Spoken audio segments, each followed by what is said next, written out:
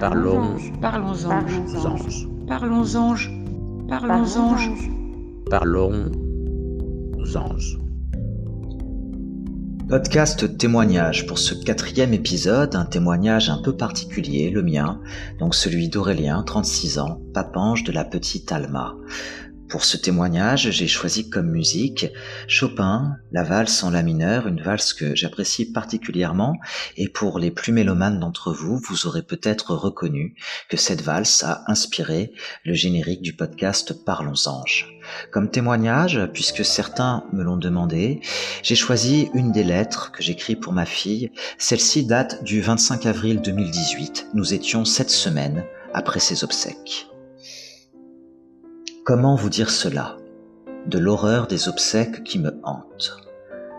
7 semaines déjà, ma fille, qu'il m'a fallu moi-même te mettre en terre. 7 semaines que, tant mal que pis, la vie reprend pourtant, puisqu'il faut qu'elle reprenne. Alors, tous les matins, effacer les cauchemars de la veille, s'enfuir, courir sur la corniche, pour retrouver le goût de l'exercice, et à chaque foulée, un peu plus longue, ton ombre se dissipe le temps d'une journée. Je cours pour oublier les pleurs, comme on se baigne au vent pour se laver des idées noires. Parfois, le temps s'arrête, et son aiguille porte ton nom. Alors je cours plus fort, à défaut de plus loin. Aucune distance, ma fille, ne sera suffisante pour combler ton départ. Après, durant le jour, porter le masque du sourire. Ne plus appesantir toutes les conversations d'un seul et même sujet, le tien, celui de ton départ, puisqu'il faut parler cru, celui de ton absence. Ta perte, si soudaine, à l'heure de ton premier soupir qui n'est jamais venu, cette perte-là, vois-tu, est une amputation. Cette partie de mon être s'est enfuie avec toi. Enfin le soir, enfin la nuit. Je dépose mes sourires au creux de l'oreiller, je les range pour demain. Mon sommeil, incrédule, me ramène près de toi, au lieu des funérailles.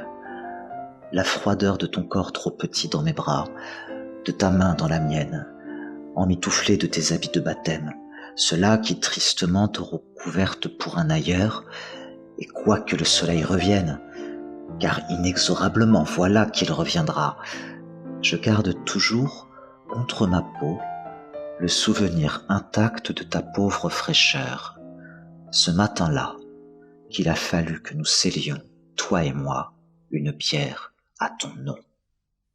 Pour conclure ce témoignage, pour ceux qui aiment la poésie brève, un petit haïku. Un haïku que j'avais écrit en même temps que cette lettre. Les haïkus, c'est cet air japonais qui consiste à écrire 2-3 vers, très simples et contemplatifs, qui saisissent un moment.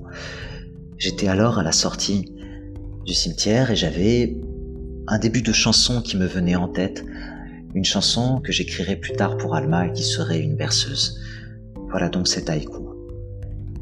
Berceuse, une stèle bien trop petite, tu t'appelais Alma.